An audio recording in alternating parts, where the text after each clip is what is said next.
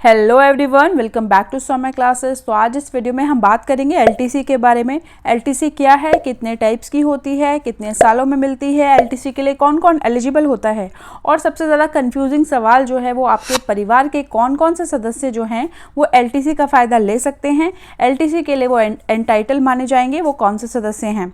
ठीक है। इसके अलावा साथ ही साथ कुछ ऐसे कर्मचारी भी होते हैं हमारी सरकार में जो कि जिन्हें एलटीसी का फ़ायदा नहीं मिलता, वो कौन से होते हैं। ठीक है। तो इन सभी सवालों के जवाब आपको इस वीडियो में मिलेंगे, तो इस वीडियो को आपने पूरा देखना है, वीडियो को स्किप नहीं करना। अगर आपको ये वीडियो पसंद आए तो आप इस वीडियो को लाइक ज़रूर करें और चैनल को सब्सक्राइब करना बिल्कुल भी ना भूलें। तो चलिए स्टार्ट करते हैं हम अपना वीडियो। सबसे पहले हम देखेंगे कि एलटीसी है क्या। तो एलटीसी है आपका ट्रैवल लीव कंसेशन, यानी कि यात्रा अवकाश रियायत, हम इसे हिंदी में कहेंगे।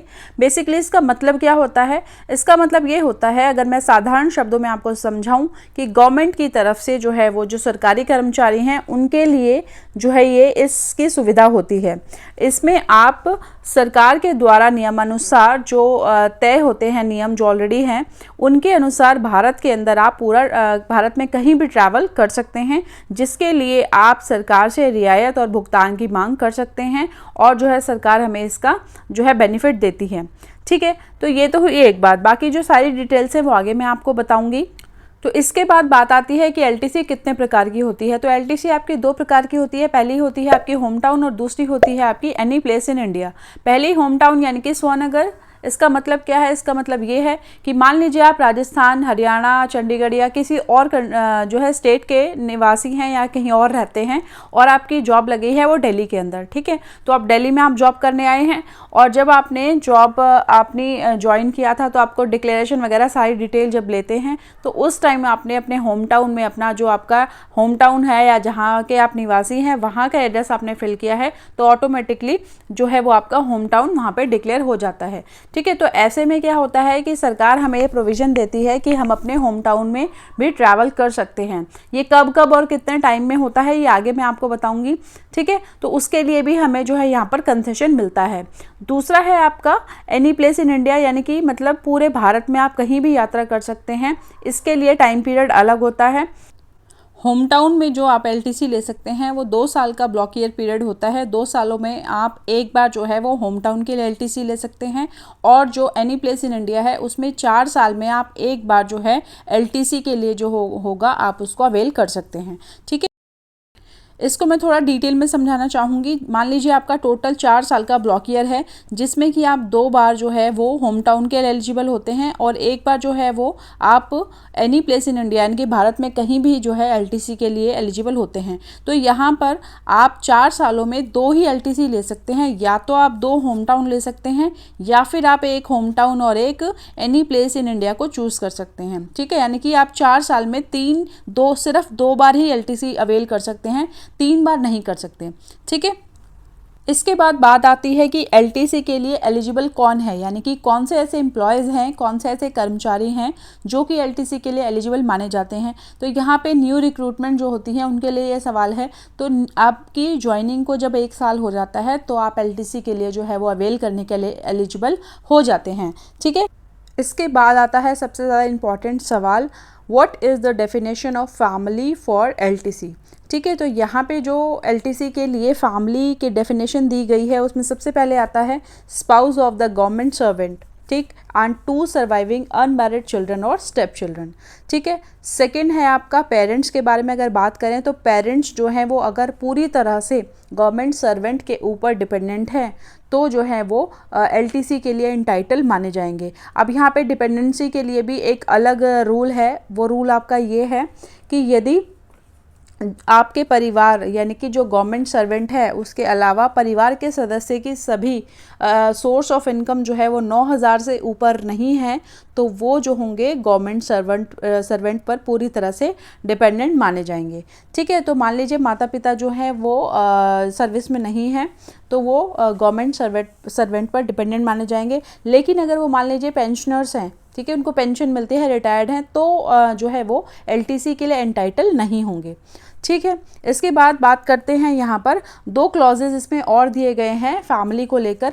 वो ये है कि मान लीजिए मैरिड डॉटर है, वो डिवोर्स्ड है या फिर सेपरेटेड है, विडो है और पूरी तरह से जो है वो गवर्नमेंट सर्वेंट पर जो है वो डिपेंडेंट है, तो ऐसी कंडीशन में भी जो है वो फैमिली का हिस्सा ही मानी जाएगी।